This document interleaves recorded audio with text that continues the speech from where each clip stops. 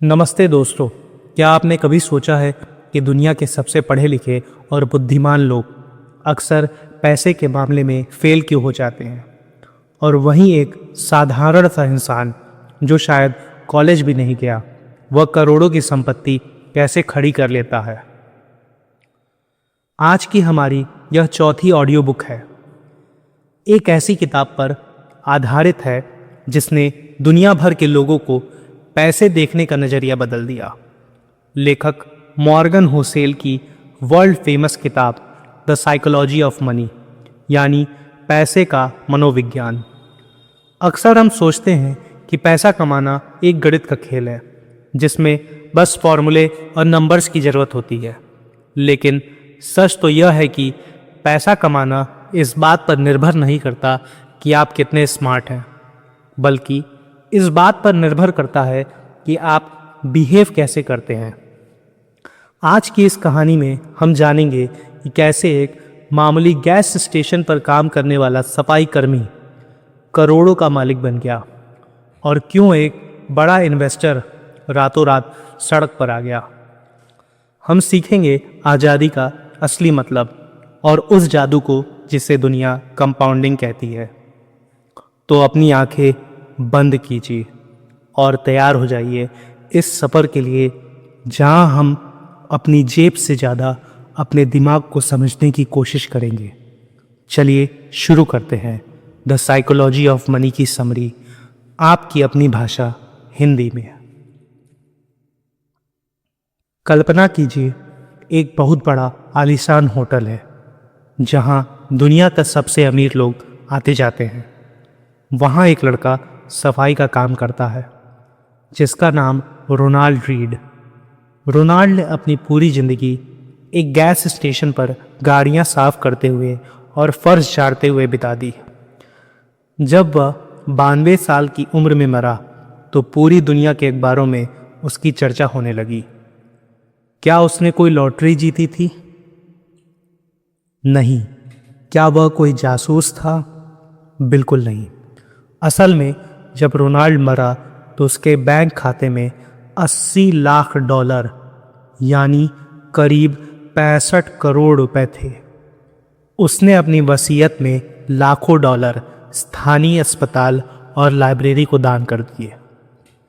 अब ज़रा इसके उलट एक दूसरे इंसान को देखिए, रिचर्ड फूस्कोन, जिसने हार्वर्ड से पढ़ाई की, मैरिल लिंच जैसी बड़ी कंपनी में वाइस प्रेसिडेंट बना और जिसे दुनिया सक्सेसफुल मानती थी। लेकिन 2010 के आसपास रिचर्ड पूरी तरह से कंगाल हो गया। उसकी सारी संपत्ति नीलाम हो गई और उसे सड़कों पर आना पड़ा। मॉर्गन होसेल अपनी किताब द साइकोलॉजी ऑफ मनी में यहीं से अपनी बात शुरू करते हैं। वह कहते हैं कि पैसा कमाना इस बात पर निर्भर नहीं करता कि आप कितने बुद्धिमान हैं या आपने कितनी पढ़ाई की है, बल्कि इस बात पर निर्भर करता है कि आप व्यवहार कैसे करते हैं। पैसा एक गणित का विषय नहीं है, यह एक मनोविज्ञान यानी साइकोलॉजी का खेल है।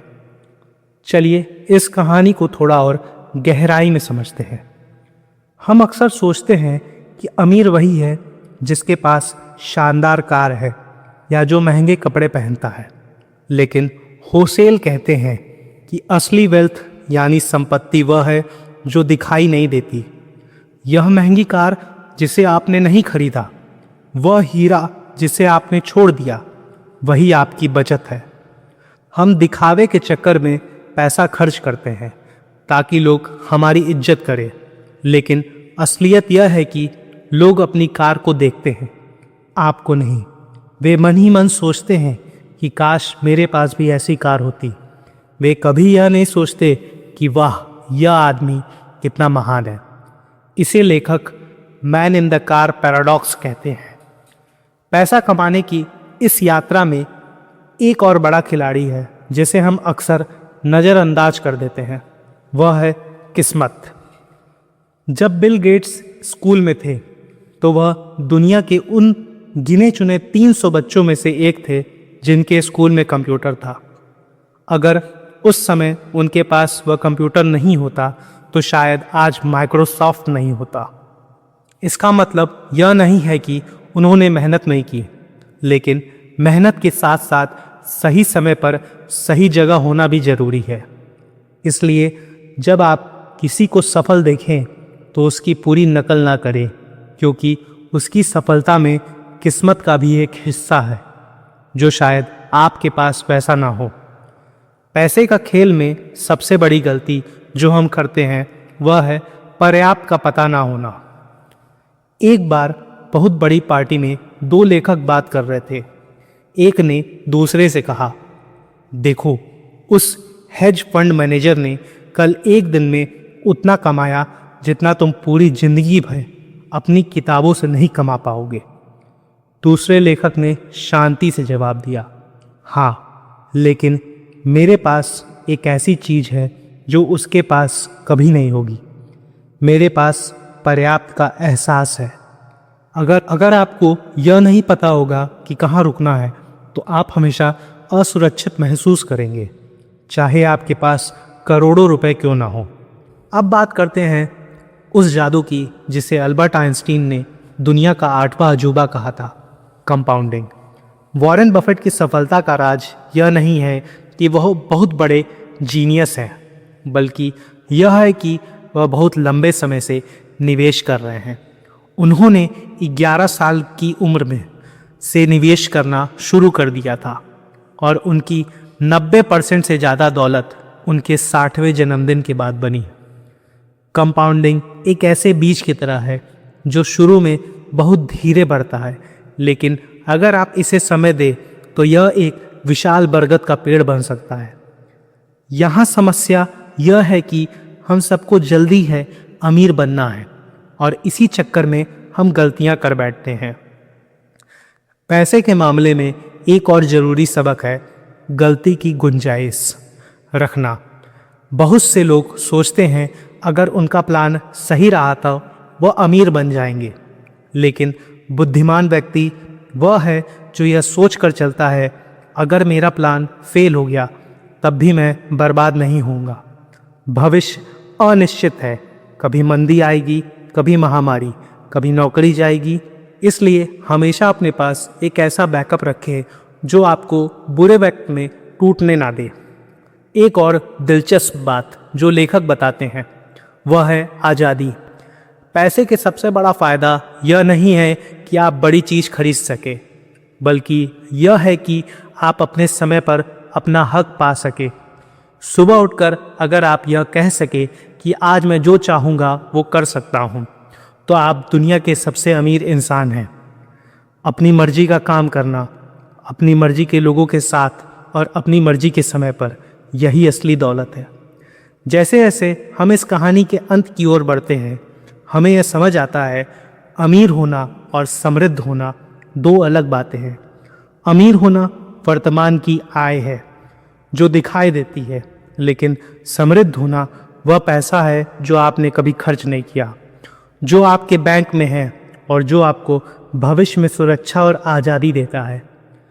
अक्सर लोग निवेश को एक युद्ध की तरह देखते हैं जहां उन्हें मार्केट को हराना है, लेकिन सच तो यह है कि आपको मार्केट को नहीं बल्कि अपने लालच और डर को हराना है।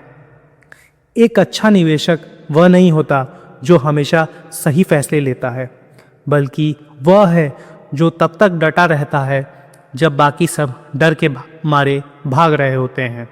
रीजनेबल होना रैशनल होने से ज़्यादा बेहतर है, यानी ऐसा फैसला ले जिससे आपकी रात को चैन की नींद आए, ना कि वह जो कागज पर तो सही दिखता हो पर आपको तनाव दे। अंत में रोनाल्ड रीड की कहानी हमें सिखाती है कि विनम्रता और धैर्य ही पैसे का असली मालिक है। पैसा कमाना एक हुनर हो सकता है, लेकिन पैसे को बनाए रखना एक व्यवहार है। अपनी ज़रूरतों को कम रखें, दिखावे से बचें और समय को अपना काम करने दें। पैसा सिर्फ कागज का टुकड़ा नहीं है, यह एक जरिया है अपनी ज़िंदगी को अपनी शर्तों पर जीने का। याद रखिए, आप कितने भी बुद्धिमान क्यों ना हो, अगर आप अपने व्यवहार पर काबू नहीं रख सकते तो आप पैसे की रेस में पिछड़ जाएंगे। और अगर आप शांत हैं, धैर्यवान हैं और छोटे छोटे कदम लगातार उठा रहे हैं तो एक दिन आप भी वह आज़ादी हासिल कर लेंगे जिसे दुनिया कामयाबी कहती है। अगर आपको यह वीडियो अच्छा लगा तो वीडियो को लाइक करके चैनल को सब्सक्राइब करें।